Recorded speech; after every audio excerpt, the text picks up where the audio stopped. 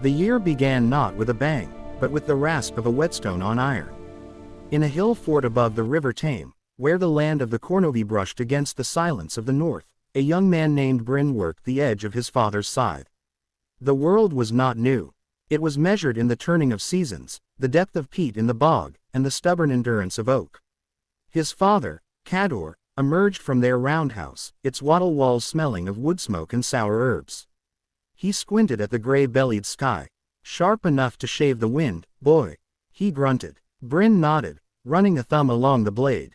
His world was defined by such edges: the clean cut of a well-honed axe, the line between their stocketed settlement and the whispering, wolf-haunted forest, the boundary between the known tribe and the distant, rumored power of the Romans to the south. They were stories, those Romans. Men in metal skins who built straight roads in a world of curves. "The south field needs clearing," Cador said.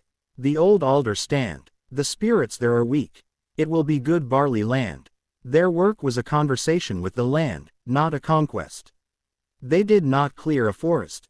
They persuaded it, leaving hawthorn for the fye, offering the first cut of grain to Cernunnos of the wild things. Bryn's restlessness was not for new worlds, but for a deeper understanding of his own. He watched the flight of crows, not for omens of empire, but to predict the rain. He listened to the druid, Alan, not for prophecies of glory, but for the secret names of local streams, the herbs that could bind a wound or sour milk. Down in the river valley, a different kind of mark was being made. A gang of men, soldiers of the 20th Legion, were not clearing alder. They were felling great oaks with a brutal, systematic efficiency. They worked to the rhythm of a centurion's barked Latin, their purpose as straight as the road they were building. Iter 14, a slashing, stony line from the fortress at Diva to the one at Iska. It ignored the gentle swell of the land, cut through ancestral burial mounds, and forded rivers where it chose, not where the spirits willed. Quintus, a surveyor from Campania, wiped mud from his grama, the cross-shaped instrument that plotted this arrogance. He missed the sun-drenched hills of home, the taste of wine that hadn't soured in a barrel on a cart. This land was damp, its greens too deep, its people sullen and shadowy. They were not enemies to be fought, but a thick mist to be pushed through. His triumph was not in battle, but in a line on a wax tablet, a measured mile, a small victory of order over chaos. One evening in the failing light, their worlds collided at the edge of the new road. Bryn, checking his snares, found Quintus on his knees, a wooden calibration rod snapped clean under a slipped stone. The Roman was cursing in a fluid, guttural tongue, beating his fist against the unyielding gravel. Bryn watched from the tree line. He saw not a conqueror, but a man thwarted by a piece of wood. He saw the intricate, beautiful tool lying useless, its geometry defeated by mud. After a long moment, he stepped forward. He said nothing. Quintus started, hand going to the dagger at his belt. Bryn ignored it, crouching. He examined the broken rod, then without a word, vanished back into the woods. He returned with a length of seasoned ash, straight and true. Using his own small knife, he began to whittle, his movements precise, honoring the grain of the wood. He did not replicate the Roman rod, he interpreted it, leaving a thicker, stronger core. He handed it over. Quintus stared, then took it. It fitted his grama. He grunted, a sound not unlike Cador's.